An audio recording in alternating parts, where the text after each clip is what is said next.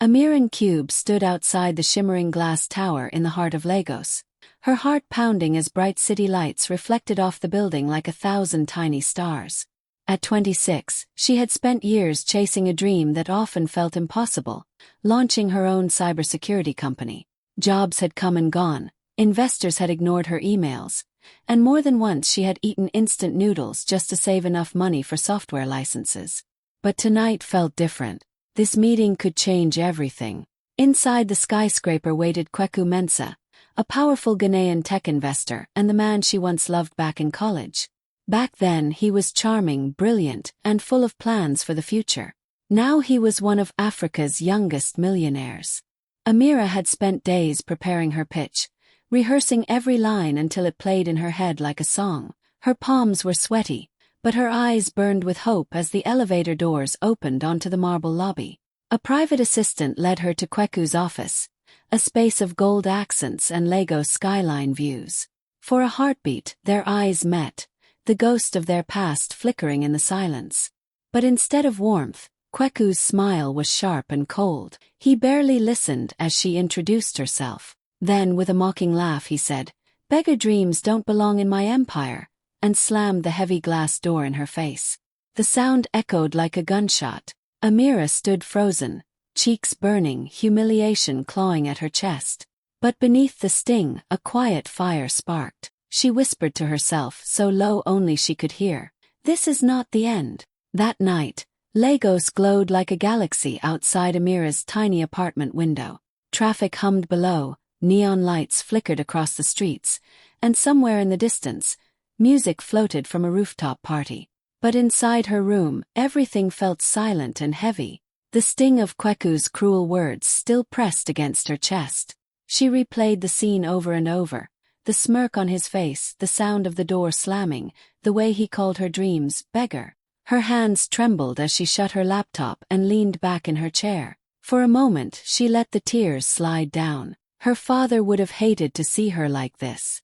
Chiken Cube had been more than a father. He was a quiet genius, a man who taught her to love codes the way other children loved music. When she was little, he would stay up with her long after bedtime, teaching her to solve puzzles and build small programs. "Every system has a door," he used to say, tapping her forehead. "And every door has a key. The trick is finding it." He died 3 years ago, his brilliance forgotten by the companies that once begged for his talent. But he left her his old hard drives, his notes, and an aging laptop full of encrypted files.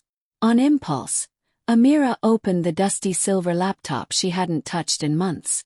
Its screen flickered to life with a soft blue glow. She scrolled through folders she barely remembered, old projects, unfinished codes, security maps. Then something caught her eye, a folder named Eagle Nest. Her heart skipped. Eagle Nest had been her father's nickname for the massive high-rise Kweku now owned. Back when it was still under construction, her father had been part of the original security design team. Curiosity surged through her grief. Clicking the folder, she found layers of encrypted blueprints and master codes, written in her father's sharp, precise style. Her fingers moved automatically, entering passwords only he would have taught her. One by one, the codes unlocked like doors swinging open. She froze when she realized what she was seeing: complete access to the building's security systems. Doors, cameras, elevators.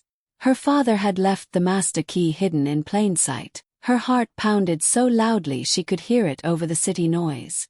Could it still work after all these years? She opened a secure terminal and tested a small command, just to check. A ping returned instantly. Connection confirmed. Code was alive. Amira pressed a hand to her mouth, trembling. The same skyscraper where Kweku had mocked her, the building that rejected her, now rested quietly in her hands. Her father, even in death, had left her a path forward. Tears welled in her eyes, but this time they weren't from pain. They were from the sudden, electric knowledge that she was not powerless. Somewhere in the Lagos night, her father's voice seemed to whisper, "Every door has a key." And tonight she held it. 2 nights later, the same skyscraper that had spit Amira out now glittered across every news channel in Lagos.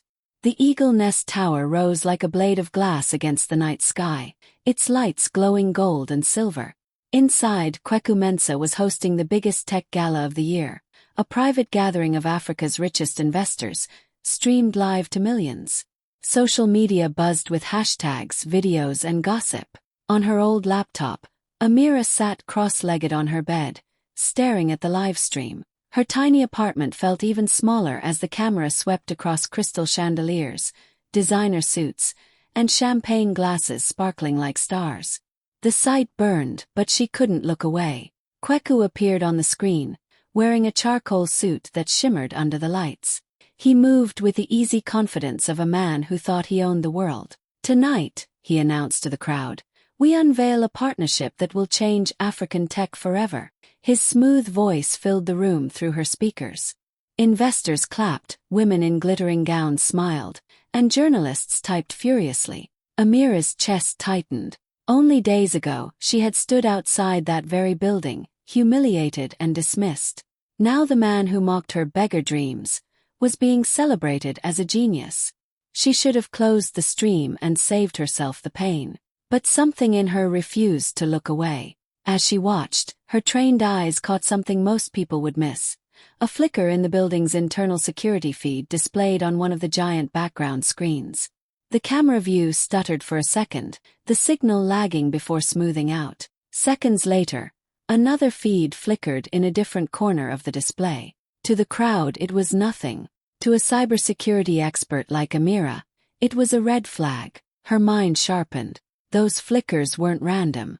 They were small weaknesses in the building's security system, tiny cracks in the digital armor, cracks she could exploit. Her father's master code had already confirmed access. These glitches meant the system was vulnerable in real time. Her fingers hovered over her keyboard, instinctively itching to test a command. Heart pounding, she minimized the live stream and opened her secure terminal. The building's network map glowed on her screen, each flickering feed lighting up like a soft warning. She could override the elevators. She could unlock every conference room. She could even control the lights. 100 possibilities flashed through her mind, some dangerous, some brilliant. Amira sat back, her pulse racing. Kweku had no idea. He thought he had locked her out forever. But tonight he was celebrating inside a fortress her own father helped build, a fortress she now held in her hands. The power felt terrifying and thrilling all at once. She whispered into the quiet room, her voice steady despite the storm in her chest. "You don't even know, Kweku. You slammed the door, but I have every key." Outside, Lagos glittered like broken glass, and for the first time in days, Amira felt the weight of humiliation lift, replaced by something fierce and unstoppable. The next morning, Lagos was already awake and buzzing when Amira stepped out into the humid air, her laptop bag slung over her shoulder. She hadn't slept much. The image of Kweku standing under the chandeliers, smiling like a king, still replayed in her mind. But so did the flickering security feeds. Her father's code worked. The building had cracks. And for the first time since that humiliating night, she felt the faint outline of a plan forming. Still, she knew she couldn't do it alone. She needed someone who understood the stakes and could help her navigate the technology without crossing the line into crime. Her thoughts went to Teo Koro, an old friend from university. Back in their college days, Tay had been the quiet genius in the computer lab, the one who could hack into a network while sipping a soda and humming to himself. They'd spent countless nights coding side by side, laughing over bad coffee and fried plantains. They'd lost touch after graduation, but she'd heard through mutual friends that he now worked for one of the top cybersecurity firms in Lagos. Amira hesitated before sending the message. "Ete, it's been a while. I need your help. Can we meet?" He replied within minutes. "For you. Always. Tell me where." They met at a small rooftop cafe in Yaba, the heart of Lagos tech culture. The air smelled of roasted coffee and rain-soaked concrete. Tay looked older but still carried the same warm, mischievous smile. When she told him what happened with Kweku, the rejection, the door slammed in her face, the hidden codes her father left behind, his jaw tightened. "That's cold," he said, shaking his head. "But Amira, if you're thinking about revenge." "I'm not," she interrupted quickly. "This isn't about breaking in or ruining him. I need him to hear me, to hear my idea. He shut me out, but I have the right to pitch my company. I'm not stealing anything. I just want to weigh in. Tay leaned back, eyes narrowing thoughtfully. A legal breach, he murmured. A takeover without touching a single illegal command. I like it.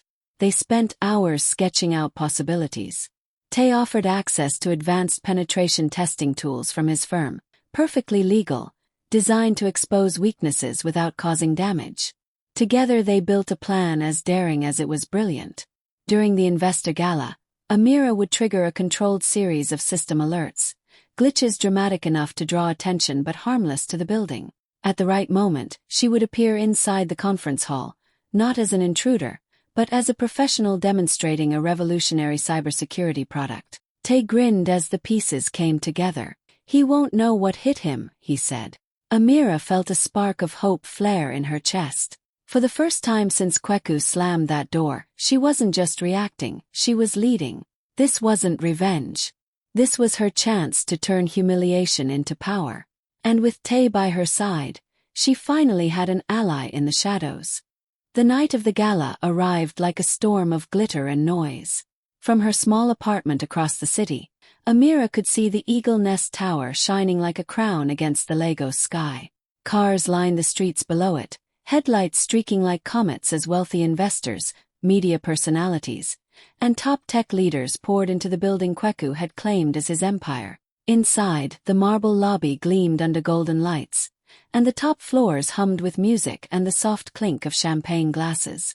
Amira sat in front of her laptop, her heart pounding like a drum. She wore a sleek black jumpsuit beneath a light coat, her hair pinned into an elegant bun. Her father's old codes glowed on the screen beside Tay's upgraded tools. Together they had tested every command a dozen times, every sequence planned down to the second. Tonight wasn't about destruction. It was about proof. Proof of her skill, her father's legacy, and her right to be heard. As the live stream showed Kweku stepping onto the main stage, the crowd erupted in applause. He raised a glass, flashing the same arrogant smile she remembered. Tonight, he announced, we welcome a future of unbreakable security and limitless growth. Amira exhaled and pressed enter. The first ripple came instantly. Elevator screens across the skyscraper flickered, the building's polished logo replaced by a bold, glowing image. Keyline Technologies. Gasps echoed through the live feed. Cameras caught confused investors looking around as murmurs rose. Then, one by one, the conference hall doors unlocked with a soft, synchronized click, startling the guards. Lights dimmed across the grand ballroom, plunging the glittering crowd into a hush. A single spotlight flared near the main entrance. And there she was. Amira stepped through the doors, her coat slipping from her shoulders as she walked with quiet, steady grace. Every eye turned toward her. The black jumpsuit shimmered under the light, her presence commanding without a single word. On stage, Kweku froze mid-sentence. His confident smirk faltered as recognition dawned. The woman he had called a beggar now stood in the center of his kingdom, the name of her company glowing on every screen. "Good evening," Amira said, her voice carrying through the hall as cameras zoomed in. "I'm Amiran Cube, founder of Keyline Technologies. I apologize for the interruption, but your security system left me no choice. It practically invited me in." A nervous laugh rippled through the audience. Investors leaned forward, phones raised, live stream comments exploding with fire emojis and shocked reactions. Kweku's jaw tightened. "What do you think you're doing?" he snapped, trying to mask the tremor in his voice. Amira met his glare, calm and unshaken. "Showing you," she said softly, "that the door you slammed isn't the only way in." The crowd erupted with whispers and flashes of cameras. In that moment the power shifted. The man who once controlled the room now stood trapped inside it, and the woman he dismissed held every key. The ballroom was silent except for the soft hum of cameras and the sharp click of phones recording every second. Dozens of investors, reporters, and tech leaders stared at Amira as if a ghost had just walked through the walls. Behind her, the massive screens still glowed with the bright blue Keyline Technologies logo, each letter pulsing like a heartbeat. The tension in the room was electric, half shock, half anticipation. Amira stood beneath the spotlight, calm and steady despite the roar inside her chest. Her black jumpsuit caught the glow of the chandeliers, giving her an almost regal presence. She looked around the room, meeting the eyes of men and women who controlled billions of dollars, people who could change the course of her career with a single handshake. But tonight, she wasn't here to beg for approval. She was here to prove that she deserved it. "Good evening," she began, her voice clear and warm, carrying easily through the hushed hall. "I'm Amira Cube, founder and lead engineer of Keyline Technologies. What you just witnessed was not a hack. It was a live demonstration of my company's security system, software so advanced it can stop an attack before it even begins. I used this building's own vulnerabilities to prove it." A ripple of gasps swept across the crowd. Journalists' fingers flew across keyboards. Investors leaned forward in their seats, their eyes sharpening with interest. Amira walked slowly across the stage, her confidence growing with every step. "Your elevators, your lights, your conference doors, they all responded to my program. No point were you in danger. Every command was legal and reversible. My technology doesn't break security. It protects it." She paused, letting the words sink in. Imagine a system that predicts an intrusion before it happens. Imagine banks, hospitals, governments, even smart cities staying one step ahead of cybercrime. That is what Keyline does. And tonight, I've proven it on one of the most secure buildings in Africa. The room buzzed with energy now. Investors whispered to one another, some already pulling out tablets to check her company name. The live stream chat exploded with comments. "Who is she? This is next-level genius. Keyline to the moon." Screens across the continent lit up as millions watched the quiet young woman who had just outsmarted one of Lagos's most powerful men. Kweku stood frozen near the edge of the stage, his face tight with anger and disbelief. Only days ago, he had mocked her for dreaming too big. Now, he couldn't interrupt without looking like a fool. Cameras captured every flicker of his frustration as the crowd's focus shifted completely to her. Amira smiled gently, her father's words echoing in her mind. Every door has a key. Tonight, she had opened more than just a locked door. She had opened a future that stretched far beyond this glittering hall, a future where her name, her company, and her brilliance could no longer be ignored. The ballroom lights glowed like molten gold as the room pulsed with excitement. Investors whispered to each other, journalists typed furiously, and phones kept flashing as Amira's name flooded social media. Her demonstration had stunned everyone, but not Kweku. He stepped forward, his polished shoes clicking against the marble floor, his jaw tight with fury. "This is sabotage," he barked, his deep voice slicing through the buzz. "This woman hacked into my building and endangered every guest here. Security, remove her at once." A tense hush fell over the room. Guards froze, glancing nervously at the screens that still displayed Keyline Technologies. Amira didn't flinch. She simply turned to face him, her back straight, her eyes steady. "With respect, Mr. Mensa," she said calmly, "everything I did tonight was completely legal. I used a testing protocol built into your own system, a protocol your original engineers, including my late father, designed. I accessed only what your public network allows and executed a controlled demonstration. Nothing was stolen. Nothing was harmed." She lifted a small tablet from the podium and tapped the screen. Instantly, legal documents appeared across the massive displays. The original security contracts signed years ago, her father's name in bold on the design team, and the open-source clause that gave her full rights to access the maintenance codes.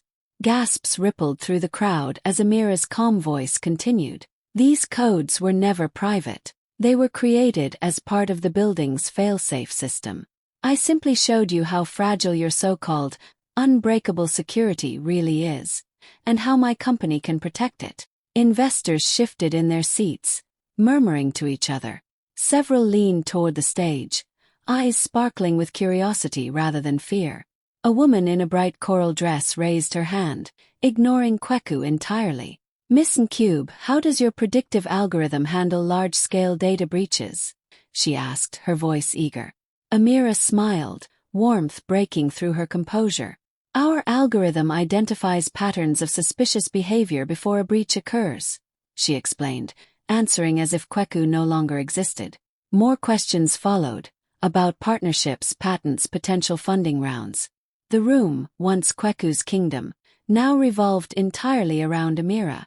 Cameras zoomed in on her poised face, broadcasting her brilliance across Africa. On social media, hashtags like #KeylineTakeover and #Amirancube trended within minutes.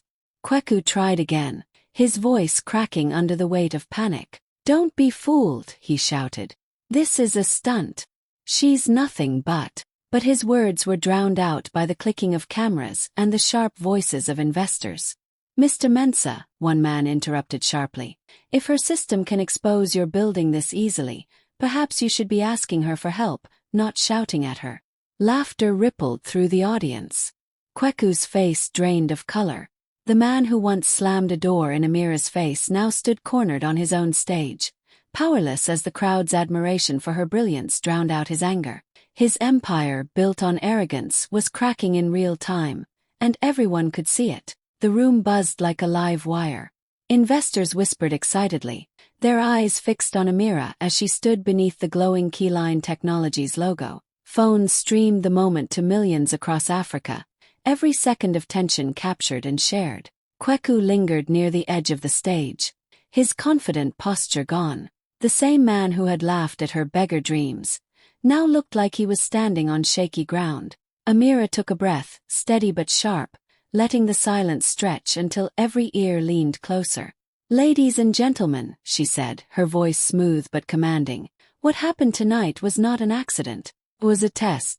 Keyline Technologies has the ability to protect networks, corporations, and entire cities from digital threats before they even begin. I didn't come here to embarrass anyone. I came to show you what the future of cybersecurity looks like." She turned slightly, her eyes finding Kweku's. "And that future can start here. Tonight." The crowd shifted, sensing something bigger coming. "I am offering a partnership," Amira continued, her words measured and deliberate. "Keyline will secure every branch of Mensah Global Tech, your servers, your data centers, your smart buildings. We will make your empire unbreakable.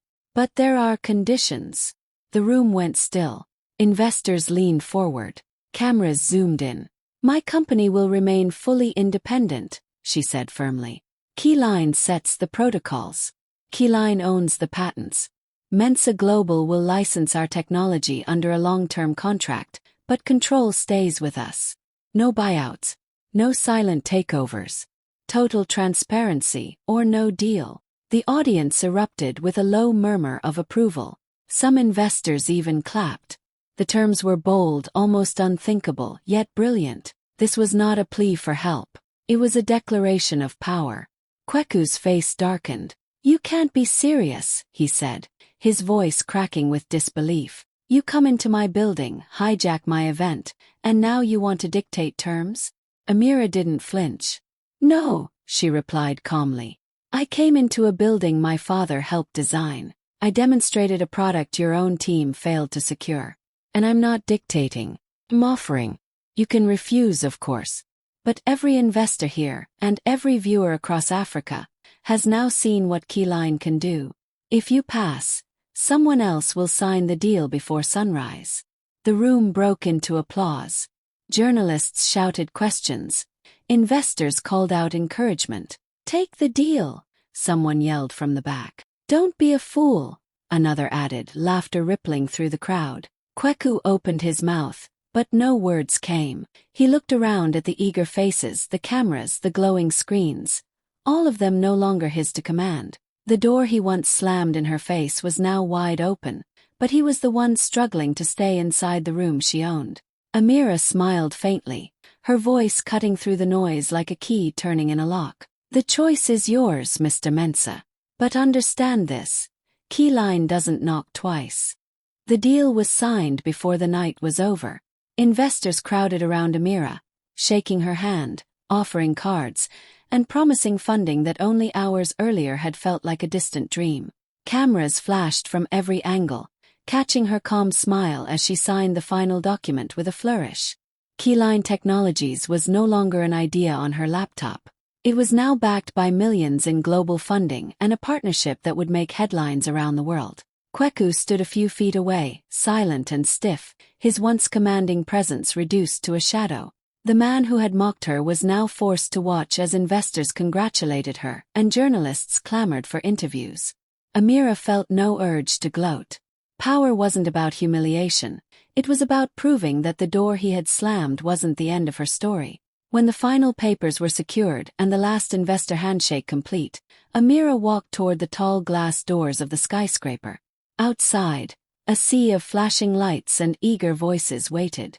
Reporters from Lagos, Accra, Johannesburg, and beyond had gathered after seeing the viral livestream. Microphones shot forward the second she stepped into view, their questions overlapping in a storm of excitement. "Miss Ncube, how did you pull this off? What inspired tonight's demonstration? Do you have a message for young entrepreneurs watching across Africa?" Amira paused on the marble steps, the Lagos night glowing behind her like 1,000 stars. Cameras reflected in the glass walls of the building she now partially controlled. For a heartbeat, she thought of her late father, of the nights they spent solving puzzles together, of his quiet voice whispering that every door had a key. She looked directly at the cameras, her voice soft but carrying across the crowd. "When someone locks you out," she said, "remember, sometimes you already hold the keys."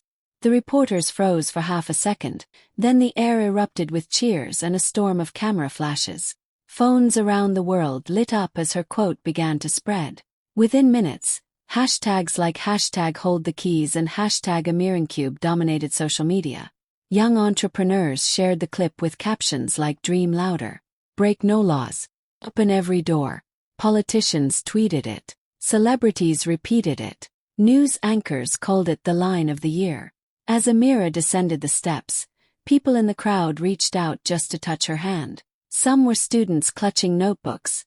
Others were small business owners recording shaky videos to post online. She smiled, greeting as many as she could, her heart swelling as she realized she had become more than a businesswoman tonight. She was a symbol of possibility. Behind her, the Eagle Nest Tower glowed against the Lagos sky, no longer a fortress of rejection but a monument to every door that once seemed closed. Amira slipped into the waiting car, her mind already racing with plans for the future. The city lights blurred outside the window, and for the first time, she felt the truth deep in her bones. She was no longer knocking. She was building doors of her own. Months later, Lagos pulsed with the energy of a city that never slept, and Amira's name had become a headline across Africa.